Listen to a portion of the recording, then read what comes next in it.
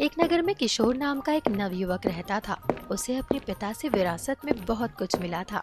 इसका फायदा उसके मतलबी दोस्तों ने उठाया। रोज अलग अलग बहाने बनाकर उससे खूब धन लूटते। किशोर की माँ उसे खूब समझाती, लेकिन वो अपनी माँ की कोई बात ना सुनता। धीरे धीरे अपने निकम्मे दोस्तों के कारण उसने अपना सारा धन बर्बाद कर दिया। किशोर के पास सारा धन समाप्त होते ही उसके सारे दोस्त ऐसे गायब हुए जैसे गधे के सर से सिंग।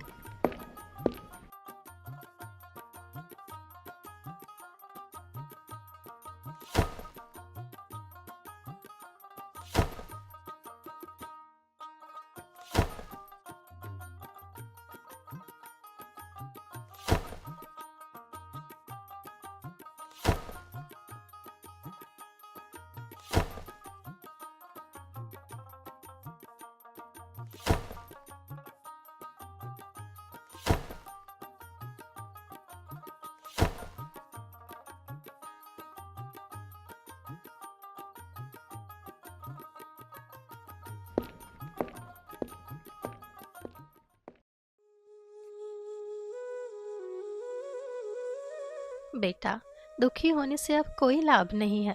जो होना था वो तो हो चुका। अगर तुमने मेरी बात मानी होती तो आज तुम्हें ये दिन नहीं देखना पड़ता।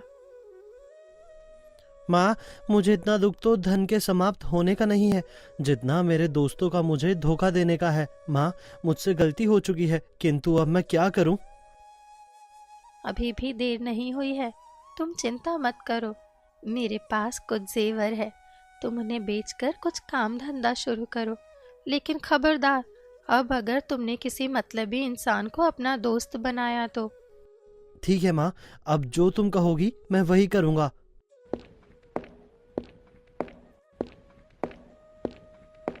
किशोर ने अपनी माँ की बात मान ली और अपनी माँ के जेवर बेचकर नया कारोबार शुरू कर दिया। कुछ ही दिनों में उसका कारोबार बहुत ही अच्छा चलने लगा। लेकिन अब अपने पुराने दोस्तों से मिलने की आदत की वजह से किशोर बेचैन रहने लगा।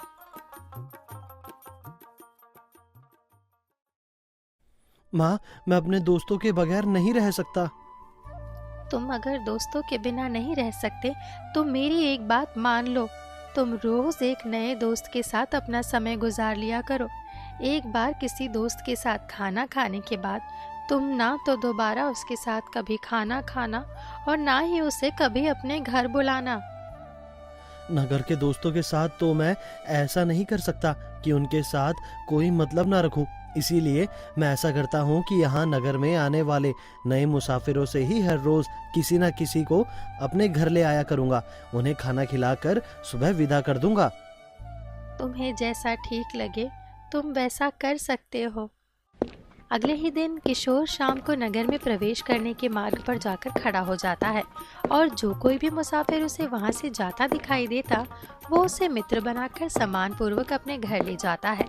उसे घर में खाना खिलाता है, ढेर सारी बातें करता और सम्मान पूर्वक सुबह विदा कर देता।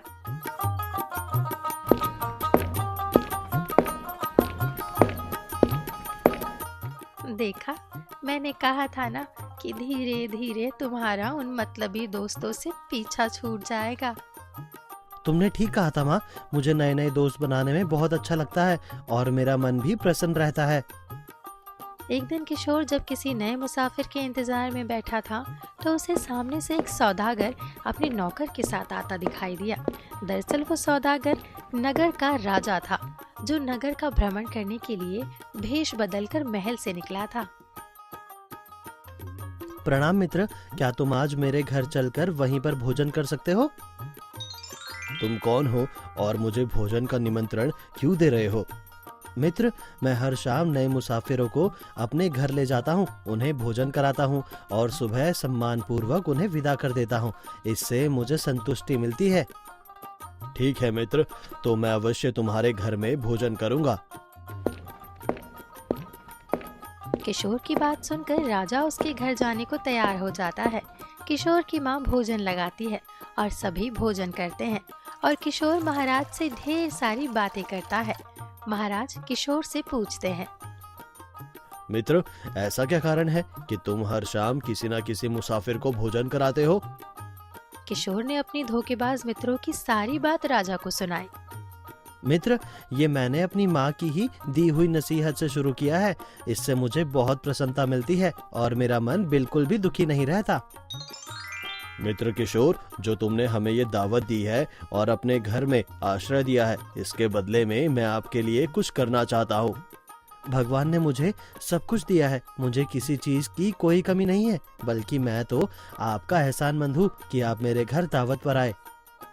मित्र, माना कि तुम्हारे पास किसी चीज की कोई कमी नहीं है, लेकिन फिर भी अगर तुम्हारे मन में कोई भी इच्छा हो तो तुम मुझे बता सकते हो। मित्र, वैसे तो मुझे कोई परेशानी नहीं है, पर मेरी एक इच्छा है, लेकिन आप उस सिलसिले में कुछ नहीं कर सकते। मित्र किशोर, तुम बताओ तो सही, तुम्हारी क्या इच्छा है? हमारे यहाँ का जो मुखिया है, उसने पूरे गांव को परेशान कर रखा है, लेकिन कोई भी उसका कुछ नहीं बिगाड़ सकता। अगर भगवान मुझे एक दिन के लिए राजा बना दे तो मैं उसे ऐसी सजा दूंगा कि वो 7 पीढ़ियों तक याद रखेगा। भगवान करे आपकी इच्छा पूरी हो। चाहे जो भी हो, मैं इसे एक दिन का राजा अवश्य बनाऊंगा। फिर सभी सोने के लिए चले गए। राजा ने अपने नौकर से बेहोशी की दवा मंगाई और किशोर से छुपाकर उसके गिलास में डाल दी और वापस किशोर के पास आकर कहने लगे, लो भाई किशोर, तुम भी अपना दूध पी लो, फिर सोने के लिए जाओ। किशोर ने वो गिलास अपने हाथ में लिया और घट घट कर सारा दूध पी लिया। थोड़ी ही देर में किशोर बेहोश हो गया तो महाराज ने अपने नौकर को उसे महल ले जाने का आदेश दिया और स्वयं भी महल पहुंच गए। सभी मेरी बात ध्यान से सुनो। किशोर के कपड़े उतार कर उसे राजा की पोशाक पहना दी जाए और राजा के ही बिस्तर पर लेटा दिया जाए। कल शाम तक किशोर को ही राजा समझकर उसका पूरा सम्मान किया जाए। और मंत्री जी, कल ये व्यक्ति मेरी जगह दरबार में बैठेगा। इसके हुक्म का पालन ऐसे किया जाए जैसे मेरे हुक्म का पालन किया जाता है।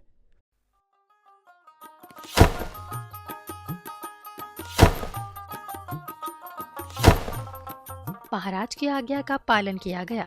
किशोर को शाही पोशाक पहनाकर बिस्तर पर लेटा दिया गया। सुबह हुई तो एक नौकर ने किशोर को जागते हुए कहा, महाराज की जय हो। महाराज, सुबह हो गई है, अब आप स्नान करके दरबार में चलने के लिए तैयार हो जाएं। किशोर ने ये सुना तो वो सन्न रह गया। इधर उधर देखकर सोचने लगा, ये मैं कहाँ गया हूँ और ये कौन है जो मुझे जगा रहा है? मैंने ये किस प्रकार के वस्त्र पहने हैं? कहीं मैं स्वप्न तो नहीं देख रहा? हाँ, कल सौदागर से बात करते हुए राजा का जिक्र किया था। लगता है मैं वही स्वप्न देख रहा हूँ। राजा साहब, जल्दी से उठिए, सभी दरबारी आपका इंतजार कर रहे हैं। क्या भगवान ने मुझे सच में राजा बनवा दिया? किंतु ऐसा कैसे हो सकता है? देखो भाई, तुम्हें कोई गलतफहमी हुई है, मैं कोई राजा वाजा नहीं हूँ। ये कैसे हो सकता है महाराज कि मैं आपका गुलाम आपको भूल जाऊं? लगता है आज आपने कोई बुरा सपना देखा है। किशोर को कुछ भी समझ नहीं आ रहा था कि कल तक वो एक सामान्य व्यक्ति था और आज अचानक राजा कैसे बन गया। लेकिन उसने नौकर की बात मान ली और तैयार होकर दरबार पहुंच गया। महाराज की जय हो। आपने क्या हुक्म किया है महाराज? क्या फरियादी पेश किया जाए? सर्वप्रथम मेरा आदेश है कि इस नगर के मुखिया को देश निकाला दे दिया जाए और उसे कहा जाए कि ये तुम्हारी सजा है जो तुमने राजगढ़ के गांव वालों को परेशान कर रखा है। इसके साथ ही राजगढ़ में रह रहे एक व्यक्ति किशोर की मां को 1000 स्वर्ण मुद्राएं दी जाए।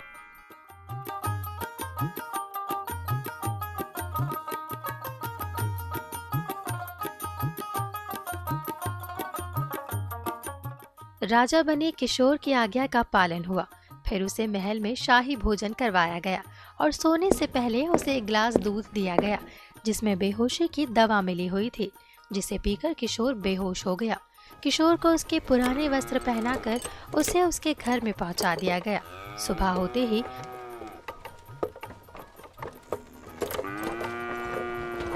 किशोर की आंख खुली तो वो आश्चर्य में पड़ गया। सैनिक, सैनिक, दासियां, सभी कहाँ हो? जल्दी आओ। किशोर जोर जोर से सभी को आवाज देता रहा, लेकिन कोई भी नहीं आया। थोड़ी देर बाद उसकी माँ उसके सामने उपस्थित हुई। क्या हुआ बेटा? हाँ किशोर, तुम ये बहकी बहकी बातें क्यों कर रहे हो? तुम किसे अपना बेटा कह रही हो? ये क्या, तुम अपनी माँ को नहीं पहचान रहे हो? कौन किशोर? अब तो मैं इस राज्य का राजा हूँ। क्या मेरा बेटा पागल हो चुका है जो ऐसी बहकी बहकी बातें कर रहा है? बेटा किशोर, तुम ऐसी पागलों वाली बातें मत करो। अगर किसी ने सुन लिया तो हमारी शामत आ जाएगी। और तुझे पता भी है, इस राज्य के राजा ने मुसाफिरों को भोजन कराने के लिए हमें इनाम में 1000 स्वर्ण मुद्राएं दी है। माँ, मैं ही तो राजा हूँ। मैंने ही तो आपको 1000 स्वर्ण मुद्राएं देने का आदेश दिया था। बेटा किशोर, अगर तुम्हारी ऐसी अजीब बातें पड़ोसियों ने सुन ली तो वो तुम्हें पागल खाने डलवा देंगे। क्या मैं सच में किशोर हूँ? हाँ बेटा, तू मेरा बेटा किशोर है।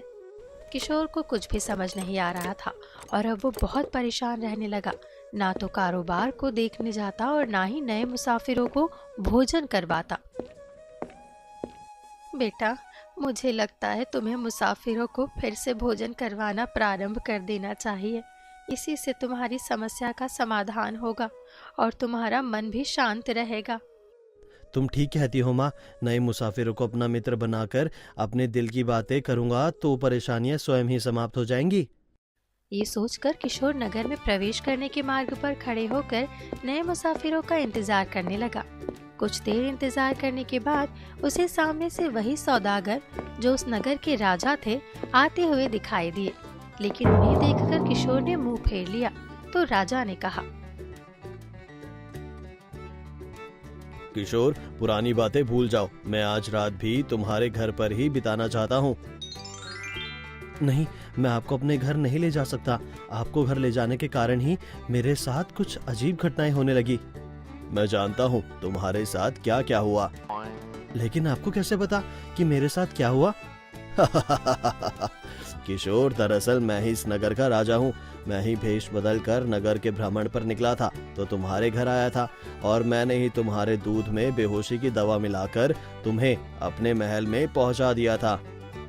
महाराज ने बाकी सारी कहानी विस्तार पूर्वक किशोर को बताते हुए कहा, क्योंकि तुम एक दिन के राजा बनकर मुखिया को दंड देना चाहते थे, इसीलिए मैंने तुम्हें एक दिन का राजा बनाया था। परंतु सच मानो तो तुम एक बहुत ही सच्चे और ईमानदार इंसान हो, इसीलिए मैं चाहता हूँ कि तुम मेरे महल चलकर नौकरी करो। आपका बहुत बहुत धन्यवाद महाराज। आपने तो मेरी सारी परेशानियां दूर कर दी। महाराज, आप सच में बहुत दयालु हैं। मैं अवश्य ही आपके महल में नौकरी करूंगा। अगले ही दिन से किशोर ने महल में नौकरी करना शुरू कर दिया। अब किशोर और उसकी माँ के दिन बड़े ही सुख से गुजरने लगे।